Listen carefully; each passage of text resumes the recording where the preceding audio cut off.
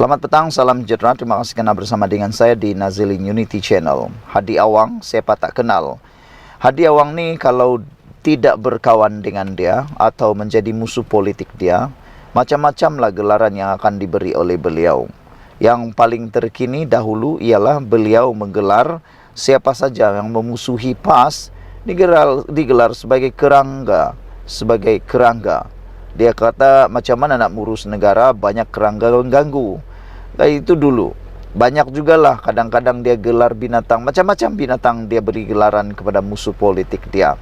Tapi kali ini paling teruk sekali apabila Presiden PAS ini menggelar orang lebih daripada Dajjal.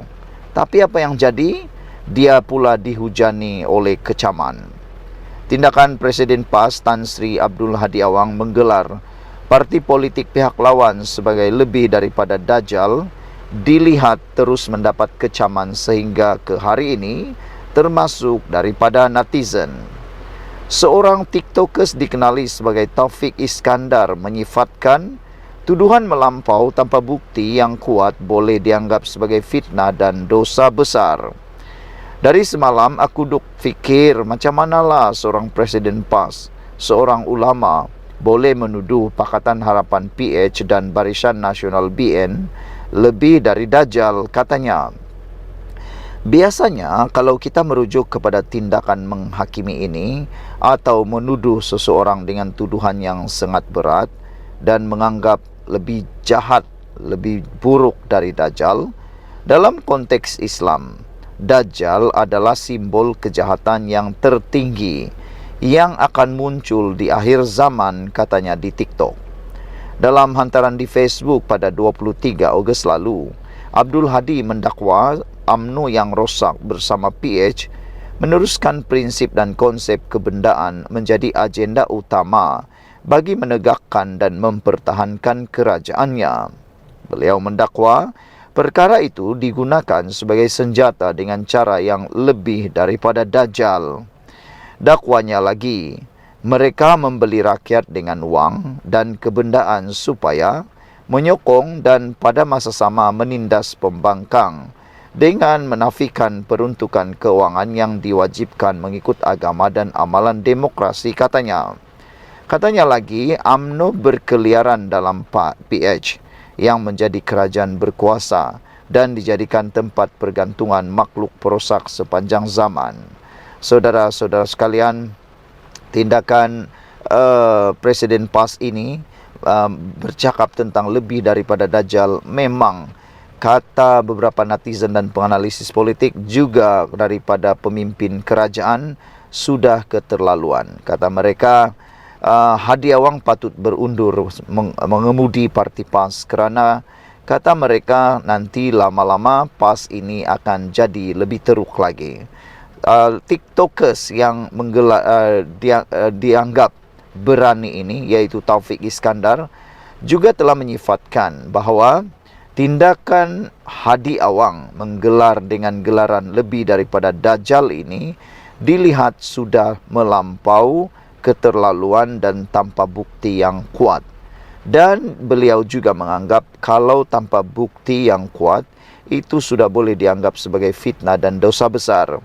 Beliau berkata beliau hairan macam mana seorang Presiden PAS, seorang ulama boleh menuduh Pakatan Harapan PH dan Barisan Nasional BN lebih dari Dajjal.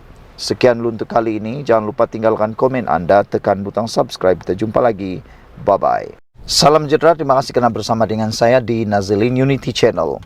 Setelah lama kita tidak mendengar berita tentang Mahathir Mohamad, Tun Mahathir Mohamad.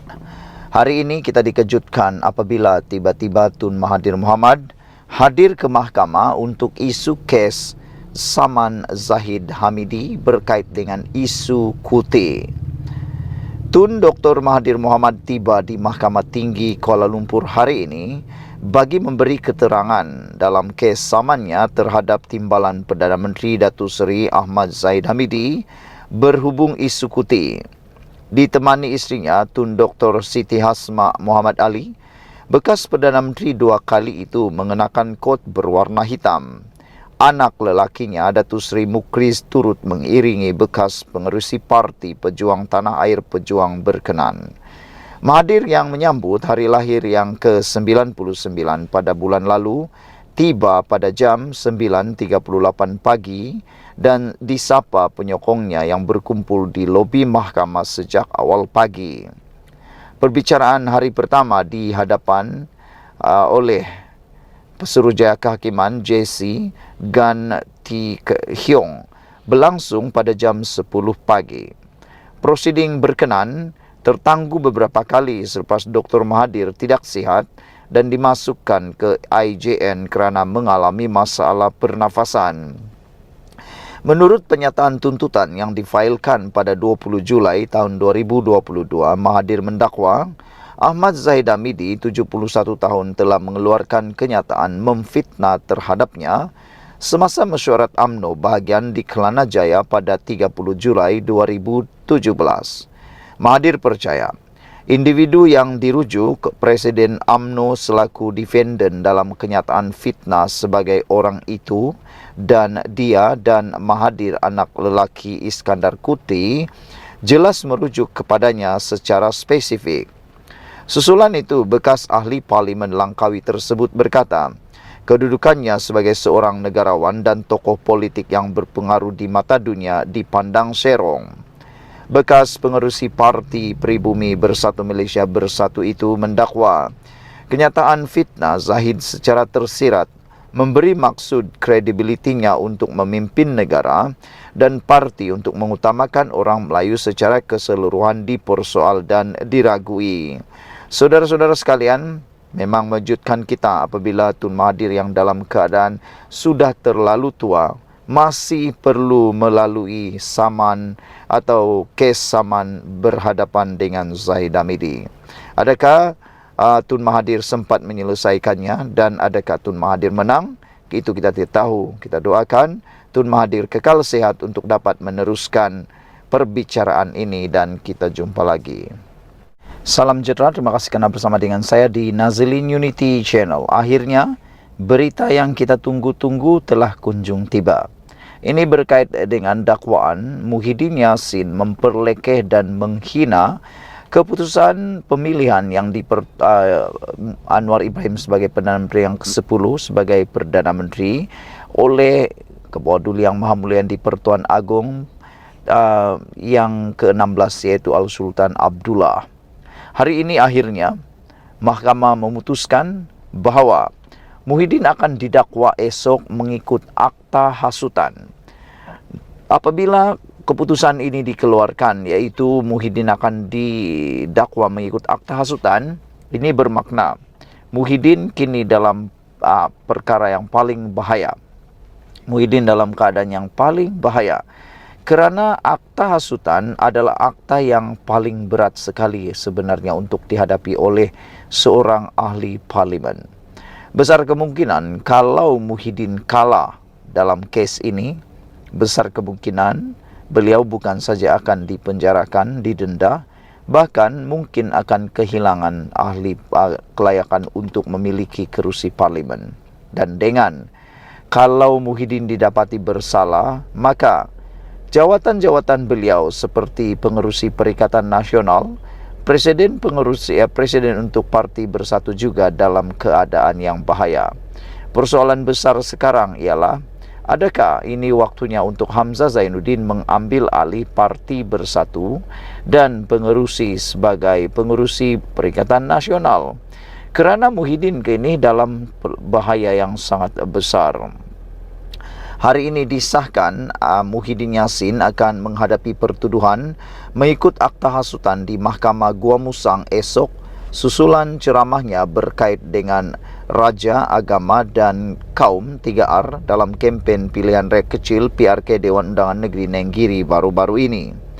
Polis sebelum ini menyiasat laporan dibuat terhadap pengerusi Perikatan Nasional PN merangkap Presiden Parti Bersatu itu mengikut Seksyen 4 dalam kurungan 1 Akta Hasutan, Seksyen 233 Akta Komunikasi dan Multimedia, serta Seksyen 504 Kanun Keseksaan.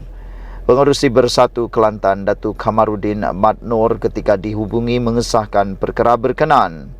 Tan Sri Muhyiddin Yassin akan didakwa di mahkamah esok di Mahkamah Gua Musang berhubung ceramahnya di PRK Nenggiri baru-baru ini katanya mengesahkan. Media sebelum ini melaporkan kertas siasatan berhubung ucapan bekas Perdana Menteri itu yang didakwa menyentuh isu berkait 3R sudah diserahkan kepada pejabat peguam negara untuk tindakan lanjut. Ketua Polis Negara Tan Sri Rezaruddin Hussein dilaporkan sebagai berkata setakat ini polis sudah mengambil keterangan 66 saksi bagi membantu siasatan. Sebelum ini tular di media sosial ucapan ahli Parlimen Pagoh itu yang dikatakan menyentuh kewibawaan Sultan Pahang Al-Sultan Abdullah Riayatuddin Al-Mustafa Billah Shah ketika baginda menjadi yang di Pertuan Agong ke-16. Berikutan itu pada 19 Ogos, Tengku Mahkota Pahang, Tengku Hasanal Ibrahim Alam Shah menzahirkan kemurkaan dan rasa amat terkilan atas tindakan pengerusi PN berkenan yang secara sengaja dan sinis memperlekeh dan mempertikaikan tugas serta peranan Sultan Pahang ketika baginda menjadi yang di Pertuan Agong ke-16.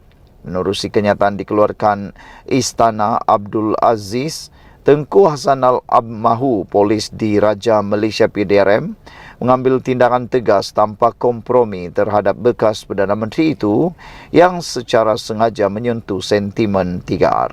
Rabu lalu, Muhyiddin menyerahkan beberapa dokumen kepada polis sepanjang tempoh sejam, memberi keterangan bagi membantu siasatan berhubung kenyataannya yang didakwa menyentuh isu 3R. Proses itu dilakukan di pejabatnya yang terletak di bangunan Lembaga Pembangunan Pelaburan Malaysia MIDA. KPN sahkan Muhyiddin didakwa esok. Ketua Polis Negara juga telah pun mengesahkan bahawa Muhyiddin Yassin iaitu pengerusi Perikatan Nasional dan Presiden Parti Bersatu akan didakwa esok. Ketua Polis Negara Tan Sri Rezaruddin Hussein mengesahkannya. Rezaruddin berkata Muhyiddin akan didakwa di Mahkamah Gua Musang mengikut Seksyen 4 dalam Kurang 1 Akta Hasutan. Memang betul Tan Sri Muhyiddin Yassin akan didakwa esok di Mahkamah Gua Musang, kata Ketua Polis Negara. Sekian dulu untuk kali ini. Jangan lupa tinggalkan komen anda, tekan butang subscribe. Jumpa lagi. Bye-bye.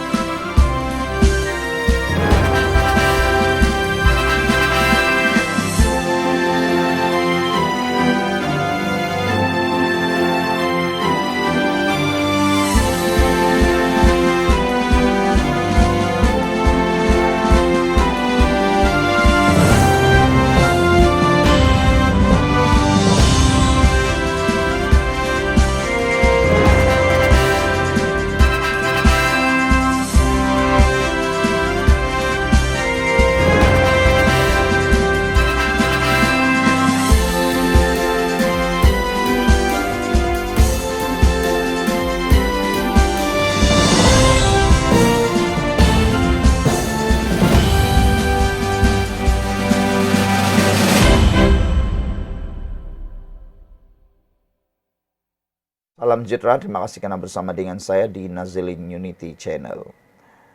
Percubaan demi percubaan dibuat oleh UMNO untuk cuba memastikan Najib bakal dibebaskan. Dalam laporan berita terkini, ada cubaan untuk mereka permintaan untuk menghadap Sultan bagi mendapatkan pembebasan Najib. Ada juga pemimpin daripada UMNO berkata, mereka tidak akan pernah berhenti sehingga Najib dikeluarkan daripada jeriji besi penjara. mereka juga tidak akan berhenti untuk memperjuangkan Najib. Kata mereka, jangan terlalu selesa sehingga lupa. Kemenangan mereka sekarang membuatkan mereka lupa perjuangan untuk membebaskan Najib. Tapi netizen mula bertanya, apa sebenarnya sumbangan Najib? Kalau Najib berjaya keluar daripada penjara, adakah Najib akan dapat membangkitkan semula UMNO? Atau sekadar Najib menjadi liability kepada UMNO? Kalau Najib boleh membantu membangkitkan atau membangunkan UMNO dari sada sudut mana? Itu yang menjadi pertikaian para pemerhati politik dan penganalisis politik. Dari sudut mana Najib boleh bantu membangkitkan, membangunkan semula UMNO? Adakah karena panggilan bosku Najib itu mampu membuatkan Najib membangunkan semula UMNO? Kerana kita tahu, Najib kini berdepan pelbagai isu keuangan. Antaranya tunggakan cukai yang amat luar biasa, sehingga membabitkan satu jumlah yang tidak pernah kita fikirkan jumlahnya. Jadi kalau Najib nanti jadi keluar ataupun berjaya keluar daripada penjara, apalagi yang Najib boleh bantu kepada UMNO? Apalagi yang boleh dia dapatkan untuk membangunkan UMNO? Silap-silap hari bulan, bertanding untuk kerusi parlimen pun mungkin boleh kalah. Sebab Najib mempunyai isu yang besar berkait 1MDB dan belum selesai dalam perbicaraan itu. Ada juga yang kata Najib bakal menyusahkan UMNO kerana itu akan jadi senjata peluru hidup untuk parti pembangkang khususnya PAS dan Bersatu. Perikatan Nasional boleh mempunyai senjata, peluru mereka sendiri untuk mengganyang parti atau gabungan Pakatan Harapan Kerajaan Perpaduan. Najib mungkin akan jadi beban kepada UMNO. Nak mahu mempertahankan Najib satu hal. Dalam kempen-kempen nanti sibuk pula mereka hanya bercakap tentang mempertahankan Najib. Walau bagaimanapun, satu persoalan mula timbul. Ini beberapa persoalan tentang usul 72 UMNO bahagian tuntut Najib diberi pengampunan penuh. Sebelum kita teruskan ulasan ini, apa pendapat kamu? Wajarkah Najib diberikan pengampunan penuh? Pada masa yang sama, Najib masih lagi mempunyai kes 1MDB yang masih dibicarakan. Menurut beberapa peguam kanan yang ada di Malaysia, mereka kata tidak wajar sebenarnya Najib diberikan pengampunan penuh dikala kes Najib di mahkamah belum selesai. Masih banyak, masih ada lagi yang sedang dibicarakan. Nanti itu akan mengganggu pula perjalanan kes Najib. Takkanlah nanti Najib dapat pengampunan penuh, tiba-tiba dia kalah lagi dalam kes yang sedang berlangsung atau berjalan, takkanlah dimasukkan semula ke dalam penjara dan memohon lagi pengampunan penuh, kata netizen dan juga beberapa peguam kanan yang ada di Malaysia. Setiausaha Agung UMNO, Dr. Ashraf Azri Dusuki memaklumkan kepada Perwakilan Perhimpunan Agung UMNO atau PAU 2024 bahawa sebanyak 72 usul diterima daripada UMNO bahagian di seluruh negara yang menuntut Najib diberi pengampunan penuh. Katanya ini menunjukkan UMNO tidak akan menghentikan usahanya bagi menuntut keadilan dan pembebasan bekas Perdana Menteri itu. Sesungguhnya selagi bosku terperangkap di tirai besi, suara dan ikhtiar UMNO tak pernah terhenti, katanya. Mohon untuk kita terus berdoa kerana doa itu senjata kita, kata beliau lagi. Beberapa persoalan penting berkait dengan usul 72 bahagian UMNO ini. Pertama, kenapa hanya 72 UMNO bahagian sahaja yang mengemukakan usul membebaskan Najib itu? Sedangkan UMNO ada 191 bahagian. Makna kata tidak sampai pun separuh daripada UMNO bahagian di seluruh Malaysia menuntut usul untuk membebaskan Najib. Kemana perginya 119 UMNO bahagian yang lain? Apakah mereka tidak setuju Najib diberikan pengampunan penuh? Jika isu pembebasan Najib kononnya begitu penting untuk diperjuangkan, kenapa ibu pejabat UMNO tidak mengatur agar Semua 191 bahagian UMNO meluluskan usul berkenaan. Kedua, adakah UMNO bahagian yang diterajui pimpinan top 5 Presiden iaitu Bagan Datuk, Timbalan Presiden Rembau, 3 Naib Presiden Cameron Highland, Pasir Gudang dan Titiwangsa turut sama meluluskan usul menuntut pengampunan penuh untuk Najib itu. Maknanya nak tahu jugalah kan siapa 72 bahagian yang mengusulkan itu. Ketiga, mahu dibuat ada apa dengan usul itu setelah ia dibahas dan diluluskan oleh PAU yang berakhir esok. Dulu sebarang usul PAU mudah dijadikan kenyataan kerana UMNO mengetuai kerajaan dan Presiden UMNO adalah juga Perdana Menteri. Namun sekarang, parti yang mengetuai kerajaan ialah PH dan Perdana Menteri pula disandang oleh Presiden PKR. Apakah UMNO akan mengangkat usul menuntut pengampunan penuh itu kepada Perdana Menteri Anwar Ibrahim untuk tindakan seterusnya? Atau habis setakat bergema di Dewan Merdeka WTCKL? Keempat, jika Anwar tidak memperdulikannya, buat tak tahu dan enggan berbuat apa-apa untuk melaksanakannya, usul yang dituntut itu, apa yang akan dilakukan oleh UMNO? Apa UMNO mahu lakukan seterusnya? Apakah UMNO mahu terus berada dalam kerajaan? Dan bila tiba PAU tahun depan nanti, sekali lagi tuntutan membebaskan Najib, akan terus dikumandangkan lagi? Atau UMNO sedia keluar meninggalkan kerajaan sebagai tanda kesetiaan tak berbelah bahagi kepada Najib?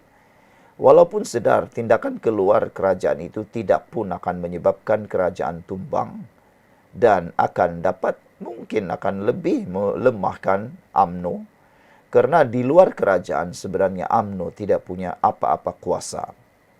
Kelima, kenapa dalam isu ini UMNO cuba melangkah bendul dalam perjuangannya kerana parti itu tidak pula ternampak bersungguh-sungguh menuntut kerajaan mengesahkan sama ada wujud atau titah adendum Agong ke-16 yang membenarkan Najib diberi tahanan rumah.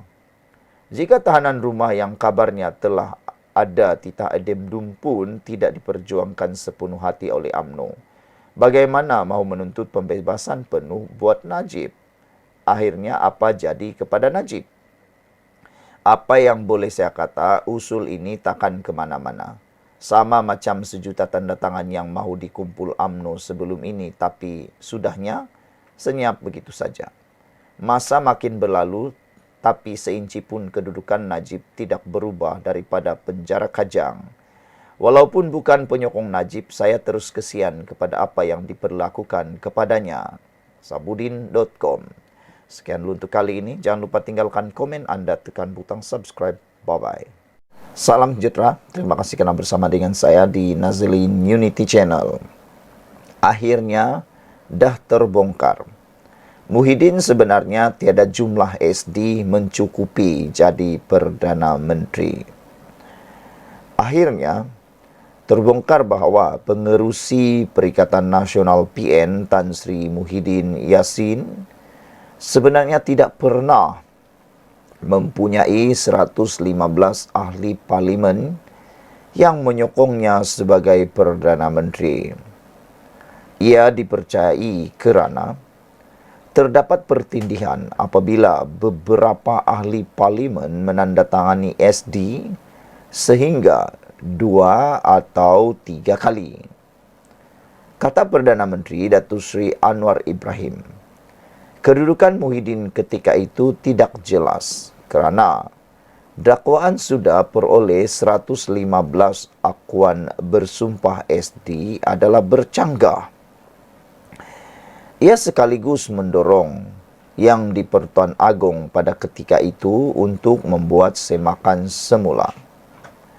Atas sebab itu telah didapati Muhyiddin tidak mempunyai sokongan SD yang mencukupi untuk dilantik sebagai Perdana Menteri selepas pilihan raya umum ke-15 pada November 2022. Apabila kedudukan tidak jelas, Muhyiddin kata ada 115, Anwar kata ada 112, ada orang tanda tangan sekali, 2 kali, 3 kali, ada parti berbeza pendapat.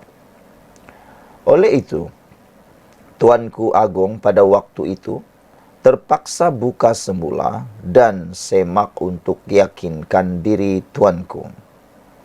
Sebab itu dalam Perlembagaan Persekutuan dikatakan, mengikut pandangan dia atau Agong setelah melihat tuanku, kemudian tuanku panggil sidang Majlis Raja-Raja untuk bincang.